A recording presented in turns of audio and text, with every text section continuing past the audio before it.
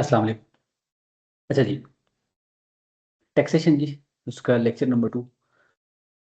अच्छा, last class में अगर आपको याद हो तो हमने एक जनरल एक स्कोप ऑफ टैक्स डिस्कस किया था कि इनकम टैक्स होता क्या है, और हमने कहा था कि ये basically this is in tax जो है वो इनकम के ऊपर टैक्स हमने डिफाइन किया था। और हमने एक सेक्शन पढ़ा, स्कोप ऑफ टैक्स।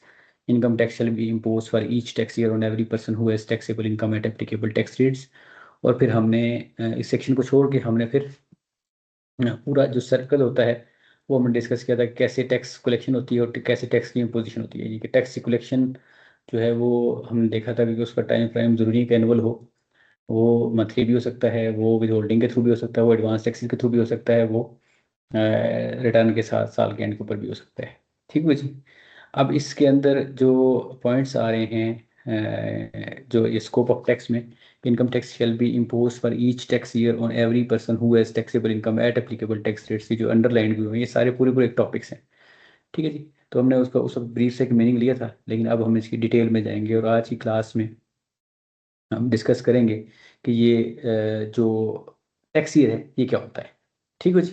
तो टैक्स ईयर क्या है जी, यहाँ पे अच्छा याद रखिएगा, जब भी हम टैक्स में या किसी भी इवन लॉ में आप जाएंगे ना, तो जब वो डिफाइन करता है चीज़ों को ना, तो वो कभी भी आपको उसके लिटरल मीनिंग नहीं समझाता। ठीक है, वो उसमें समझाएगा कि मेरे नज़दीक उसका मतलब क्या है। तो जब हम टैक्स ईयर की बात आते हैं तो वहाँ पे सिंपल हो गया था जी, टैक्स ईयर 3 किस्म के हैं। ठीक है, उसने टैक्स ईयर को डिफाइन नहीं किया, उसने टैक्स ईयर 3 टाइप्स के हैं। वो क्या क्या है जी, इधर नॉर्मल है, या स्पेशल है, या ट्रांजिशनल टैक्स ईयर है। ठीक है जी। इनमें से भी एक जो है वो ओकेजनली होगा, और दो जो हैं वो आपको नॉर्मली मिल सकते हैं, मतलब हर वक्त आप हो सकते हैं आपको मिल जाए। सबसे पहले ये नॉर्मल टैक्स ईयर, नाम से ही जाहिर है ये नॉर्मल है। ठीक है जी। तो नॉर्मल टैक्स ईयर कौन सा टैक्स ईयर है जी, ये बेसिकली हमारा जो बजट का ईयर है, जो फिजिकल ईयर है, वो हमारा अगर आपको आइडिया हो तो वो जून है। राइट, उसका एंड जो है जून पे होता है। तो इसने नॉर्मल को भी वहीं से डिफाइन किया, उसने कहा नॉर्मल भी ये वही है। ये 12 महीनों का पीरियड है, period 12 months, ending on 30th June, right, and denoted by the calendar in which the said 30th June falls. अच्छा, ये क्या है, बेसिकली ये कह रहा है जी कि 12 महीनों का पीरियड है और ये जून पे एंड होगा, इन 30th जून पे एंड होगा। ठीक है, तो इसका मतलब ये होगा कि 30th जून पे एंड होगा, तो वो स्टार्ट किससे होगा जी, वो एटलीस्ट जुलाई से स्टार्ट होगा। राइट, तभी वो 30th जून पे एंड होगा। ठीक है, सॉरी। अच्छा, अब जब हम टैक्स में बात करते हैं ना, तो हम टैक्स में ऐसे नहीं करते 1 जुलाई 2017 से 1 जुलाई 2018। फॉर एग्जाम्पल अगर ये 01 जुलाई 2017 टू 30 जून 2018 की हम बात कर रहे हैं, तो इस केस में यहाँ पे हम टैक्स में जब बात करते हैं तो वहाँ पे वो सिंपल कहते हैं टैक्स ईयर 2017 होगा, या टैक्स ईयर 2018 होगा, या 2018 होगा या 2017 होगा। तो इसमें से क्या कहेगी कि जब भी आप नॉर्मल को डिनोट करना है तो देखें उसकी एंडिंग डेट क्या होती है, 30th जून। कहता है वो 30th जून देखिए किस कैलेंडर ईयर में फॉल करी है। कैलेंडर ईयर क्या होता है वो पता है, जो जनवरी से दिसंबर पे होता है। ठीक है, तो अब ये जो 1 जुलाई 2017 से 30 जून 2018 का जो हमारा नॉर्मल टैक्स ईयर है, इसकी अगर हम क्लोजिंग डेट देखें तो क्लोजिंग डेट क्या है, 30th जून है। ये कौन से कैलेंडर ईयर में फॉल कर रही है, 2018 में कर रही है, तो हम इसे बोलेंगे टैक्स ईयर 2018। ठीक है जी। सिमिलरली अगर ये फॉर एग्जाम्पल 2025-26 का हो, 2025 से 30 जून 2026 की बात कर रहा हो, तो उसमें हम देखेंगे इसे नॉर्मल टैक्सी कहेंगे। नॉर्मल टैक्सी हुई एक तो ये 30th जून पे फॉल कर रहे हैं, राइट, पहला पॉइंट। दूसरा ये कि इसको डिनोट कैसे करेंगे, तो इसको हम देखेंगे इसकी क्लोजिंग डेट किस कैलेंडर में, तो क्लोजिंग 30th जून 2026 है, तो ये कौन से ईयर में फॉल करी है, ये आपकी 2026 में फॉल करी, तो इसलिए ये आपका टैक्स ईयर 2026 होगा। ठीक है जी। तो नॉर्मल टैक्सी क्या होती है, 12 महीनों का पीरियड जो कि 30th जून पे एंड हो रहा हो। इसको डिनोट कैसे करते हैं, इसको डिनोट करते हैं जो कि closing date of the normal tax year जिसमें फॉल कर रही थी। ठीक है जी। तो नॉर्मली जो है जिसका कहीं पे भी स्पेसिफिक नहीं होगा, तो उसका हम एज्यूम करेंगे कि उसका नॉर्मल टैक्स ईयर होता है। ठीक है जी। नॉर्मल टैक्स, ये टैक्स ईयर हमें क्यों पढ़ रहे हैं, बिकॉज हमने पढ़ रहा है कि जो इनकम टैक्स है वो कंप्यूट होगा tax year to tax year. ठीक है जी। तो ये होगा नॉर्मल ईयर। दूसरा कौन सा जी, ये तो नॉर्मल है। दूसरा ईयर है जी हमारे पास, वो है स्पेशल ईयर। ठीक है जी। पहले हम इसे यहाँ से अंडरस्टैंड कर लेते हैं, उसके बाद हम इसकी डेफिनेशन भी पढ़ लेंगे जी। स्पेशल ईयर ये कौन सा ईयर है जी? जाहिर है ये वो ईयर है जो कि नॉर्मल नहीं है, राइट। इसका मतलब ये हुआ अंडरस्टैंडेबली जो 30 जून पे एंड होता है वो नॉर्मल है, और जो 30 जून के अलावा किसी भी जगह पे एंड होगा उसे हम स्पेशल ईयर बोलेंगे। ठीक है जी। बड़ा कॉमन हमारे पास एक स्पेशल ईयर यकम जनवरी, कोई भी साल ले लें 2024 टू 31 दिसंबर 2024। ठीक है जी, ये हमारे पास स्पेशल टैक्स ईयर है, राइट। स्पेशल टैक्स ईयर कैसे पता चला? अभी तो चलो डेफिनेशन पढ़ लेते हैं। सिंपल, जो 30 जून के अलावा जो जहाँ पे एंड होना है, ठीक है जी, यानी कि period other than normal tax year, जो नॉर्मल टैक्स ईयर के अलावा होगा वो स्पेशल टैक्स ईयर होगा। तो ये अब चूंकि 30 जून पे एंड ही हो रहा था, ये नॉर्मल नहीं है, नॉर्मल नहीं है तो ये कौन सा है? ये स्पेशल है। ठीक है जी। अब ये हो कैसे सकता है वो हम डिस्कस करते हैं। दो तरीकों से हो सकता है। एक तो व्हेन पॉसिबल जी, ये व्हेन होगा जी, ये इधर लॉ स्पेसिफाई कर दे इसको, यानी लॉ खुद कह दे, जैसे बैंकिंग के केस में, इंश्योरेंस कंपनी के केस में उसने कुछ केसेस में ऑलरेडी कहा हुआ है जी कि ये जो लोग हैं, ये जो पर्सनस हैं, ये वाला पीरियड यूज करेंगे। ठीक है जी। तो जब वो कर देंगे तो फिर वो वही यूज करेंगे, और अदरवाइज हम खुद अगर चाहें तो हम जाके रिक्वेस्ट कर सकते हैं कमिश्नर से कि वो हमारा चेंज कर दे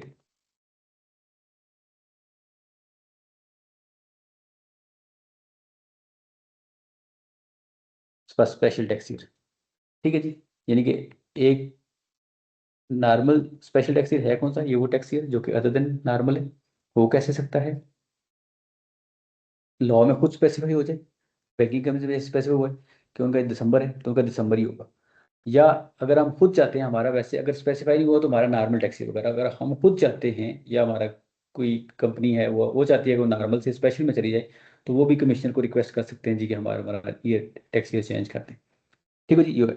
अब इसको डिनोट कैसे करेंगे जी? इसको डिनोट करेंगे, इसी के एग्जांपल ले लिया हम, फॉर एग्जांपल यही ईयर एंड है। उसमें हमने क्या देखा था? उसमें हमने देखा था कि ये जो क्लोजिंग डेट है, जैसे अब ये देखें अगर फॉर एग्जांपल इसमें क्लोजिंग डेट है जी 31 दिसंबर 2024, राइट। इस वहां पे हम क्या देते हैं, जो क्लोजिंग डेट है कौन से कैलेंडर ईयर में फॉल कर रही है, यानी कि वो हम देखते थे कि 18 में फॉल करी तो 18, 22 में करी तो 22, 23 में करी तो 23 टैक्स ईयर करते थे। यहाँ पे कहता है जी कि अब ये देखें कि ये जो आपका क्लोजिंग डेट है, यानी कि 31 दिसंबर 2024, ये कौन से नॉर्मल टैक्स ईयर में फॉल कर रही है, राइट, नॉट कैलेंडर। इसमें कौन से नॉर्मल टैक्स ईयर में? तो अब 31 दिसंबर 2024 को अगर आप देखें तो ये कौन सी ऐसी डेट है जिसमें नॉर्मल में फॉल कर रही है, यानी कौन सी ऐसी दो डेट्स हैं जो नॉर्मल टैक्स ईयर की हैं और उसमें ये फॉल कर रही है। तो ये फॉल कर रही है जी 1 जुलाई 2024 टू 30 जून 2025, राइट। यानी कि जो 31 दिसंबर है, ये कौन से जुलाई टू जून के बीच में फॉल कर रहा है? तो ये 31 दिसंबर 1 जुलाई 2024 से 30 जून 2025, ये हमारा नॉर्मल टैक्स ईयर है। नॉर्मल टैक्स ईयर कौन सा जी? ये टैक्स ईयर 2025 है, ये नॉर्मल टैक्स ईयर 2025 है। तो इसको हम डिनोट कैसे करेंगे जी? हम कहेंगे ये टैक्स ईयर 2025 है, स्पेशल टैक्स ईयर 2025 के साथ आप जब इस तरह से क्वेश्चन में लिख रहे होंगे, आंसर लिख रहे होंगे, तो आप कहेंगे स्पेशल टैक्स ईयर 2025। ठीक है जी, ये इसका आंसर होगा।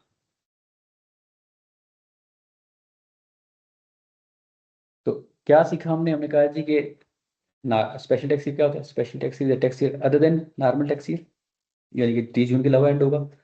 इसको हम कैसे हो सकता है? लॉ खुद स्पेसिफाई कर देगा, या हम कमीशन से रिक्वेस्ट करके उसे चेंज करवा सकते हैं, राइट। तीसरा, इसको डिनोट कैसे करें? वही फॉर्मूला कि क्लोजिंग डेट को देखें, वहां पे देखें क्लोजिंग डेट कौन से कैलेंडर ईयर में, यहाँ पे आप क्लोजिंग डेट देखें कौन से नॉर्मल टैक्स ईयर में फॉल करती है।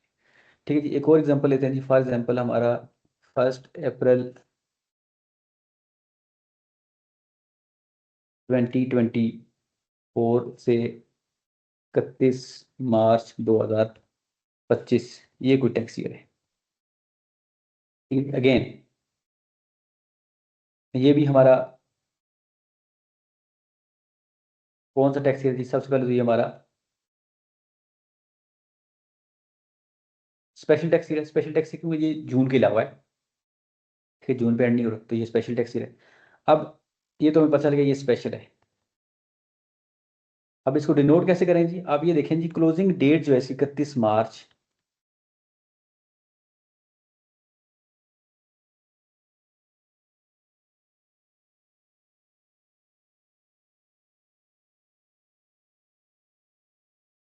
क्लोजिंग 31 मार्च 2025 कौन से नॉर्मल टैक्स ईयर में फॉल करी, तो यानी कि 31 मार्च कौन से जुलाई टू जून के बीच में फॉल करी, तो ये अगर आप देखें यकम जुलाई 2024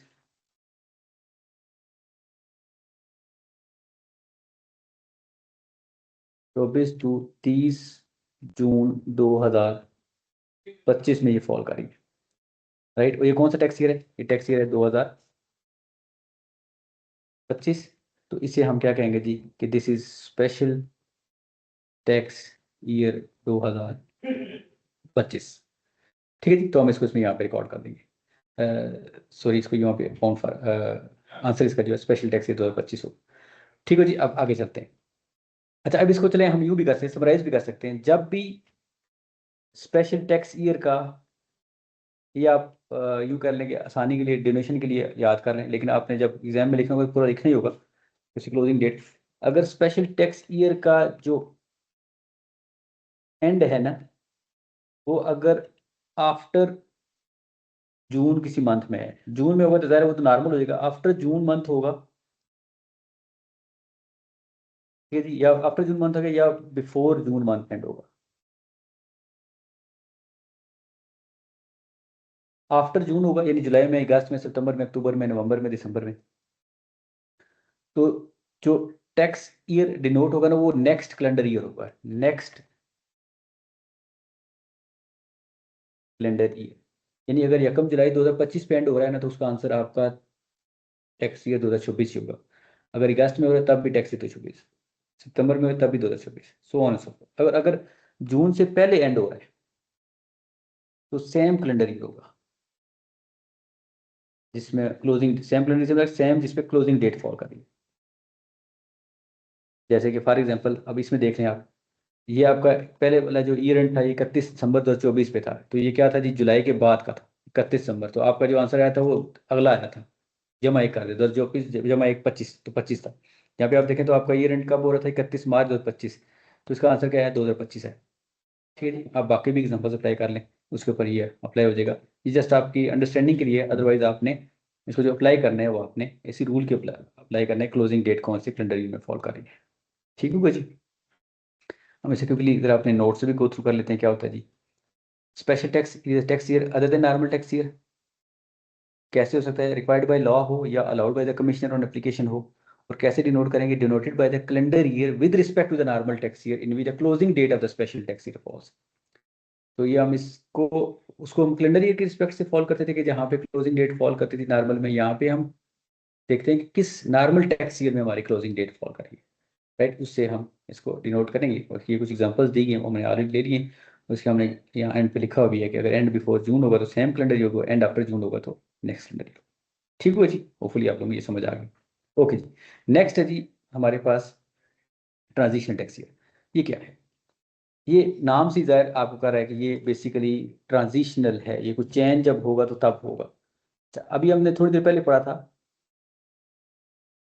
कि चेंज ऑफ, हम कमीशन को अप्लाई कर सकते हैं कि हमारा नॉर्मल से स्पेशल कर दें। ठीक है, तो ये भी हम इसका प्रोसीड पढ़ लेते हैं कैसे आता है। क्वेश्चन भी आपको पास पेपर्स में आया हुआ है, ये सारे आपको नॉर्मल टैक्स स्पेशल टैक्स आपको पास पेपर में आए हुए हैं इनकी डेफिनेशन। अच्छा, ट्रांजिशन टैक्स ये कहते हैं जी, अगर आप फॉर एग्जांपल नॉर्मल से नॉर्मल टू स्पेशल जाएं, ठीक है जी, या स्पेशल टू नॉर्मल जाएं, ठीक है जी,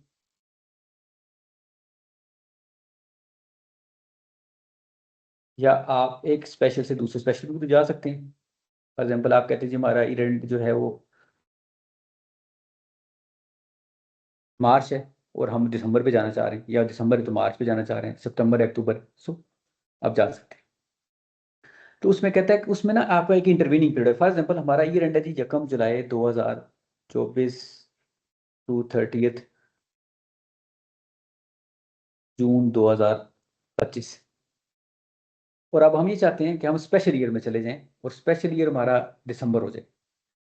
अच्छा, अब अगर आप देखें तो नॉर्मली जब ईयर की बात करते हैं नॉर्मल टैक्स और स्पेशल टैक्स, ये पूरे 12-12 महीनों के पीरियड होते हैं। अब यकम जुलाई 2024 से 30 जून 2025 के ऊपर हमने डिसाइड किया, 30 जून 2025 के ऊपर कि अब हमने दिसंबर में जाना है। तो अगर आप इसमें देखें तो अब जो इसके बाद दिसंबर आएगा, वो कौन सा दिसंबर आएगा जी? वो आएगा 31 first July 2025 to 31 December 2025, right. जबकि जो पूरा टैक्स ईयर आएगा वो क्या आएगा जी? जो हमारा नॉर्मल न्यास टैक्स ईयर होगा वो होगा 1 जनवरी 2000, सॉरी, हाँ जी, 1 जनवरी 2026 टू 31 दिसंबर 2026। ये तो हो गया नॉर्मल टैक्स ईयर, 12 महीनों का पीरियड। ठीक है जी, ये है जी स्पेशल टैक्स ईयर, ये भी 12 महीनों का पीरियड बट नॉर्मल नहीं है तो स्पेशल हो गया। अब बीच में एक 6 महीने का पीरियड है, जब भी आप चेंज करेंगे तो जैसे इसमें 6 महीने का पीरियड है, तो अब इसको क्या बोले? ठीक है जी, इसको उसने कह दिया जी कि इसका जब भी आएगा तो इसको आप क्या नाम दे दें? Transitional tax year. ठीक है जी। तो जब भी हम टैक्स ईयर नॉर्मल से स्पेशल, स्पेशल से नॉर्मल या स्पेशल से स्पेशल जाएंगे तो हमेशा बीच में एक इंटरवीनिंग पीरियड आएगा, क्योंकि नॉर्मल और स्पेशल हमेशा पूरे 12 महीनों के होंगे। अब ये भी कह सकते हैं sir 1 July 2025 31 December 2025 special tax year. No, this not a special tax year. Special tax year पूरे 12 महीनों का होना चाहिए। वो 12 महीने कब हो गए? वो पूरे अगले 1 जनवरी से स्टार्ट होंगे, क्योंकि अब हमने अपना ईयर एंड जून से दिसंबर कर दिया है, तो 1 जनवरी 2026 से 31 दिसंबर 2026 तक हमारा पूरा टैक्स ईयर होगा। तो उसके बीच में जो इंटरवीनिंग पीरियड आ गया, अब उसमें हमने अकाउंट फार तो करना है उसकी टैक्स इनकम को, तो उसको हम कैसे करेंगे जी? उसको हम ट्रांजिशनल टैक्स ईयर का नाम देंगे।